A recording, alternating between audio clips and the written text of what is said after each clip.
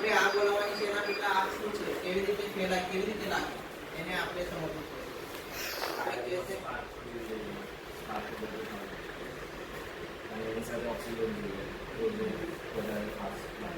સૌ પ્રથમ આગ લાગવા માટે મુખ્ય 3 તત્વો છે. એક છે ફ્યુલ. ફ્યુલ મતલબ ઇંધણ. ઇંધણમાં શું શું આવશે?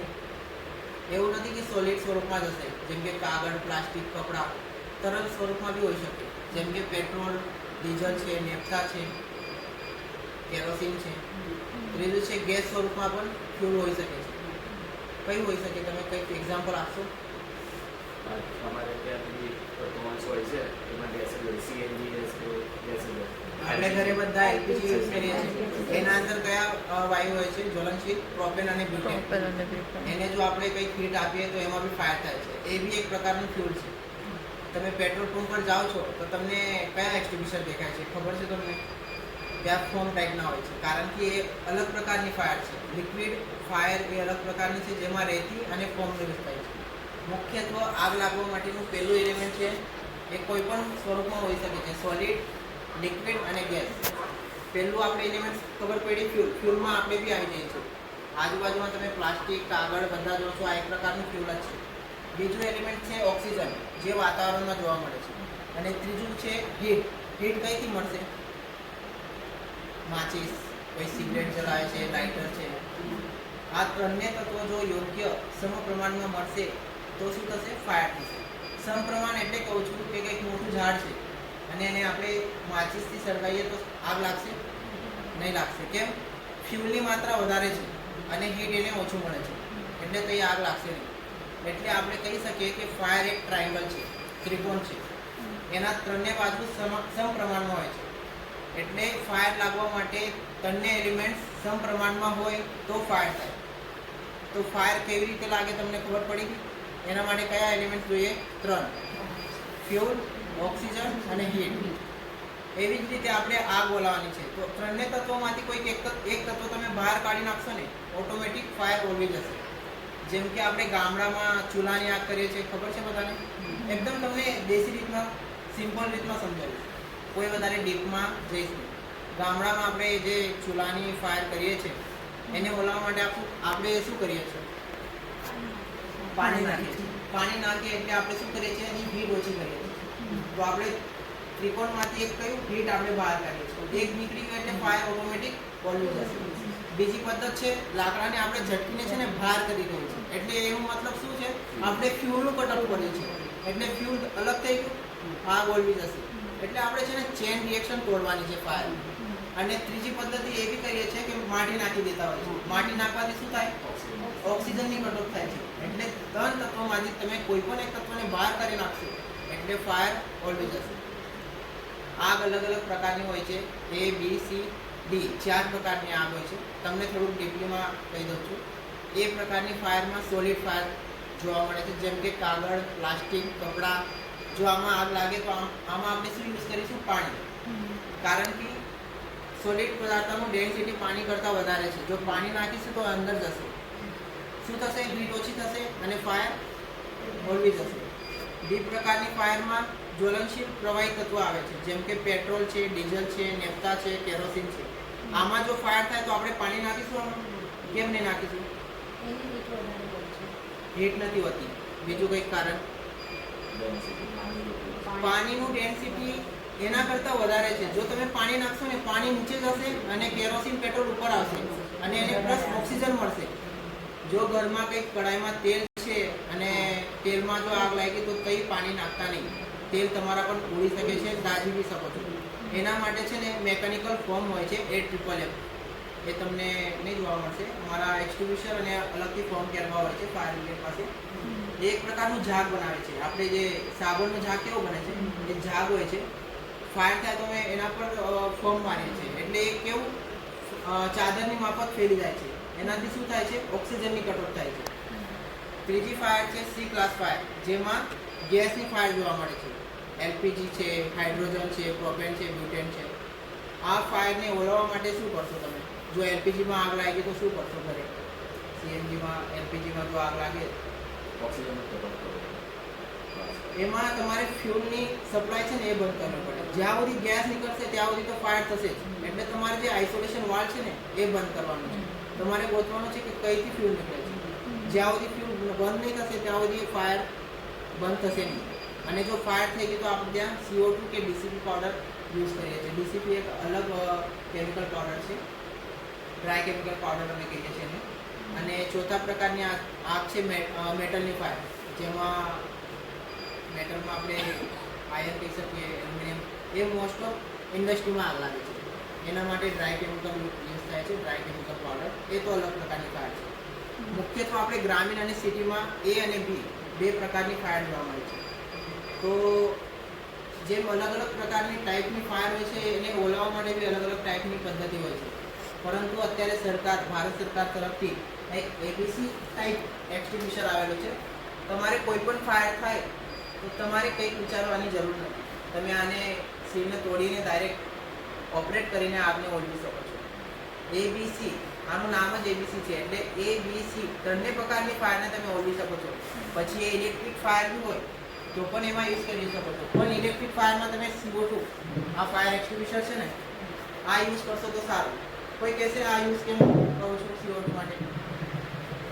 ઇલેક્ટ્રિક ફાયર માટે આ યુઝ કરવા માટે મુખ્યત્વે શું ઉપયોગમાં આપણે લઈ શકીએ? ઇલેક્ટ્રિક ફાયર થાય તો તમે પાણી મારશો કેમ? કરંટ લાગશે. ઇલેક્ટ્રિકમાં સપ્લાય ચાલુ હોય છે, એમાં આપણે પાણી મારીશું નહીં. એમાં ABC બી મારી શકીએ, CO2 બી મારી શકીએ. પણ મેં તમને CO2 એટલા માટે કહું છું, CO2 એક અવાહક છે ઇલેક્ટ્રિકમાં. તમે ચાલુ વાયર પર આ મારશો ને, તમને કોઈ પ્રકારનું કરંટ લાગશે નહીં. અને તમારી જે લેપટોપ છે, વાયરિંગ છે, એ ખરાબ થશે નહીં. કારણ કે આ CO2 નો એક ગેસ છે. કોઈ જાતનું કોઈ ઇલેક્ટ્રિક ઉપકરણ ખરાબ થશે નહીં. તમે આ મારશો ને, આગ તો ઓલવશે. ચાલુ વાયરિંગ પર આ તમે મારશો તો આગ તો ઓલવશે, પણ આનાથી શું, મોનોઅમોનિયમ ફોસ્ફેટ પાવડર હોય છે. જે તમે પાવડર મારશો કોઈ પણ ઇલેક્ટ્રિક ઉપકરણ પર, બધું ખરાબ થઈ જશે. તમારી વાયરિંગ, તમારું ઇલેક્ટ્રિક ઉપકરણ ચોપટ થઈ જશે, ખરાબ થઈ જશે. એટલે તમને ઇલેક્ટ્રિક ફાયર દેખાય તો તમે CO2 યુઝ કરશો તો બહુ સારું છે. જેનાથી ઇલેક્ટ્રિક તમારી જે ઉપકરણ છે ખરાબ થશે નહીં. તો આનું પ્રોપર નામ છે ફાયર એક્સટિંગ્વિશર. આને ચલાવવાની રીત કોઈને ખબર છે કેવી રીતે ચલાવવાની? એકદમ સારું ઉપકરણ છે, ઇક્વિપમેન્ટ છે. નાની ફાયરને મોટી ફાયર કરતાં અટકાવે છે. જે જગ્યાએ તમે નોકરી કરો છો, આપણું ઘર ચાલે છે, તો એ જગ્યાની જે પ્રોપર્ટી છે એને પણ વ્યવસ્થિત રાખવાનું આપણી કાળજી છે, જિમ્મેદારી છે. જો તમે આ યુઝ કરવાનું વ્યવસ્થિત સમજી જશો તો કોઈ પણ નાની પ્રકારની ફાયર અટકાવી શકો છો. જેનાથી નાની ફાયર મોટી ફાયરમાં થતી અટકશે અને તમારી લાઈફ અને પ્રોપર્ટી એટલું લોસ ઓછું થશે. આને આપણે યુઝ કરીએ તો કેવી રીતે ખબર પડશે આ ભરેલું છે કે ખાલી? કેવી રીતે યુઝ કરશો? હવે સમજી લો કંઈક ફાયર થઈ છે, ન કરે નારાયણ કંઈક ફાયર થઈ, આ બાટલો લગાવ્યો છે, ખાલી છે કે ભરેલો કેવી રીતે ખબર પડશે? આના અંદર એક પ્રેશર ગેજ આવે છે. જો સુઈ છે ને ગ્રીનમાં હોય છે તો આ ઇક્વિપમેન્ટ હેલ્ધી છે, એટલે તમે આને ઓપરેટ કરી શકો છો. રેડમાં હોય તો એનો મતલબ આ ખાલી છે, તમે આ યુઝ કરી શકતા નથી. અને આ બાજુ બી હોય તો વધારે પ્રેશર છે, જો તમે એને ઓપરેટ કરશો તો ફૂટવાનું ચાન્સ છે. એટલે ગ્રીન સિગ્નલમાં હોય તમારે ત્યારે જ યુઝ કરવાનું છે. અને આમાં એવું કશું હોતું નથી. જો તમારી આ સીલ પેકિંગ છે તો આનો મતલબ આ રિફિલ જ છે. તો આપણે એને ઓપરેટ કરવાની મેથડ તમને કહું છું. એક ફોટો લઈ લેજો. આને ચલાવવાની એક મેથડ છે પાસ, PASS, પાસ. પહેલાં તો આ કંપનીથી આવે ને આ સીલ તોડવામાં કંઈ તાકાત લાગતી નથી, ખાલી આમ પર આ તો ઓપન જ રાખવાનું. પાસમાં P પેલો આવે છે પુલ ધ પિન. સૌપ્રથમ તમારે પિન કાઢવાની છે. પછી એમ ધ ફાયર, જ્યાં તમારે ફાયર થઈ છે કોઈ પણ ટાઈમે તમે એક્સટિંગ્વિશર પકડશો ને, આમ પકડવાનું, નીચેથી ખાલી આમ કરવાનું છે. આ કરશો પુશ, તે ઓપરેટ થઈ જશે. તમને પણ હાનિ થઈ શકે છે મોડા પર. એટલે તમારે પહેલાં pull the pin, aim the fire, જ્યાં આગ લાગી છે તો તમારે છે ને એમ કરવાનું છે, ઉદ્દેશ આમ. તમારો એક પ્રશ્ન થશે કે સાહેબ કેટલા નજીક જઈએ કે દૂર જઈએ? તમને હીટ ના લાગે એટલું નજીક તમારે જવાનું છે. અને તમારે ફાયરને કવર કરવાની છે, ગમે ત્યાં હોય, ઉપર હોય કે નીચે હોય. ફાયરને કવર કર્યા પછી સ્ક્વીઝ ધ ડિસ્ક. પહેલાં આપણે શું જોયું? પાસમાં પુલ ધ પિન, બીજું આવે એમ ધ ફાયર, બીજું આવે સ્ક્વીઝ ધ ગ્રીપ. આ તમારે સ્ક્વીઝ કરવાની છે પૂર્ણ પ્રેસથી ઉપરથી. અને સ્વીપ ટુ સ્વીપ, જેમ આપણે ઝાડુ મારીએ એવી રીતે લેફ્ટ રાઈટ મારવાનું છે, જેથી પૂરી ફાયરને આપણે કવર કરી શકીએ છીએ. તો આ કેવી રીતે ઓપરેટ કરી આપણે બહાર જોઈશું. એવી જ રીતે CO2 ફાયર એક્સટિંગ્વિશર. આમ જરા ચલાવવાનું અલગ મેથડ છે, નહીં કે આમ. આ તમારે વાગી બી શકે છે જ્યારે ઓપરેટ થશે ને. આના અંદર 17.5 kgનું પ્રેશર હોય છે, વર્કિંગ પ્રેશર. એટલે તમારે નોઝલ પર પકડવાનું છે અને જ્યાં ફાયર થાય ત્યાં સ્વીપ ટુ સ્વીપ કરવાનું છે. આનું એવું નથી, આનો ડિસ્ચાર્જ ટ્યુબમાં હોર્ન આપેલું છે. CO2 ગેસ આ ખૂબ જ શીતલીકરણ હોય છે, ખૂબ ઠંડો હોય છે. જો તમે આમ પકડીને ફાયર ચાલુ કરશો તો બહુ ઠંડો તમારું બે પ્રકારના બર્ન હોય છે, હોટ બર્ન અને કોલ્ડ બર્ન. તમે અહીં પકડીને ઓપરેટ કરવા જશો તો તમારો હાથ ચીપકી જશે. એનાથી શું થાય, તમારું કોલ્ડ બર્ન થઈ જશે, તમને હાથને નુકસાન પણ થઈ શકે. એટલે એના માટે હેન્ડલ આપ્યું છે. ગમે ત્યાં ફાયર થાય આને એન્ટી ક્લોકવાઇઝ કરવાનું છે. આમાં છે ને ખૂબ જ જોરથી અવાજ આવશે, ગભરાતા નહીં. આ જોઈએ તમે, હાથ વધારે આવશે તો એક પ્રકારનું પણ આને છે ને ક્લીન એજન્ટ કહેવાય. તમે આને યુઝ કરશો ને કોઈ પણ પ્રકારનું સ્મેલ કે કોઈ પ્રકારની ગંદકી બિલકુલ થશે નહીં. એટલે ઇલેક્ટ્રિક ફાયરનો મોસ્ટ ઓફ આ યુઝ કરવાનો.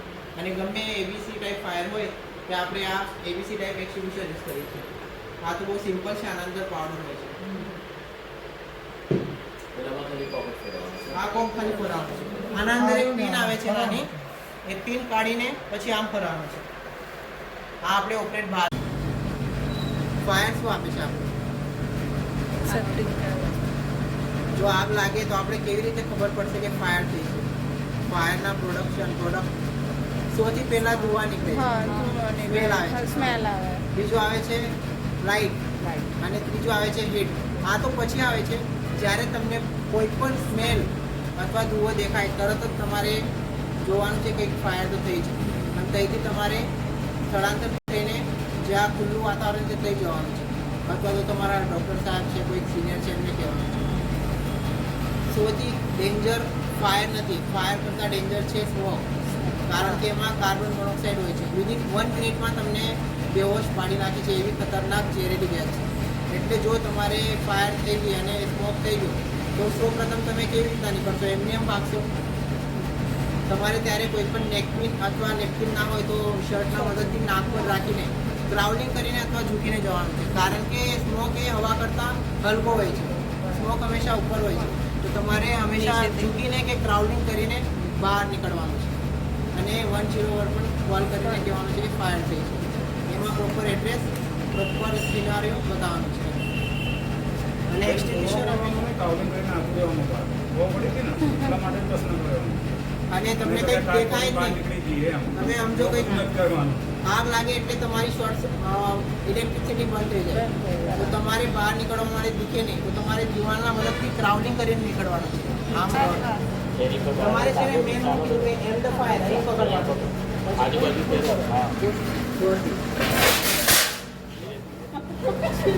પહેલાં તમારે ત્યાં લગાવવાનું છે, ત્યાં લઈ જાઓ. કારણ કે અહીંયા ઓપરેટ કરશો તો મોડા પર આવશે.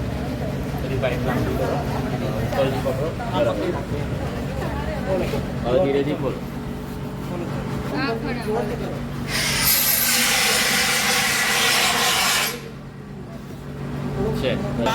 શું કરવાનું છે? પહેલા pull the pin, aim the fire. તમે શું કરો છો? ડાયરેક્ટ એક્સટિંગ્વિશર લઈ જાઓ છો અને આમ કરીને આમ ડાયરેક્ટ દબાવો છો. આ તમને હાર્મફુલ થઈ શકે છે. દબાવવાનું નથી. પહેલા પુલ ધ પિન કાઢીને લઈ જવાનું છે. Aim the fire, squeeze the grip, sweep to sweep. Simple method છે. 4 પ્રકારની મેથડ યાદ રાખશો, કોઈ પ્રકારનું હાર્મ થશે. ગમે ત્યાં ફાયર ઉપર હોય તો તમે આવી રીતે બી યુઝ કરો. એના મદદથી તમે આ બોલવી શકો છો. અને જો આગ વધારે થઈ ગઈ તો કયા નંબર પર કોલ કરવાનું છે અને પૂરું સિનેરિયો તમારે બતાવવાનું છે. ક્યાં આગ લાગી છે, ડેન્ટલમાં, દવાખાનામાં, ફર્સ્ટ ફ્લોર પર કેટલા લોકો ફસાયેલ છે, બધી ડિટેલ્સ તમારે સવિસ્તર આપવાની છે. તો આજથી તમે ફાયર ફાઈટર થઈ ગયા માની લો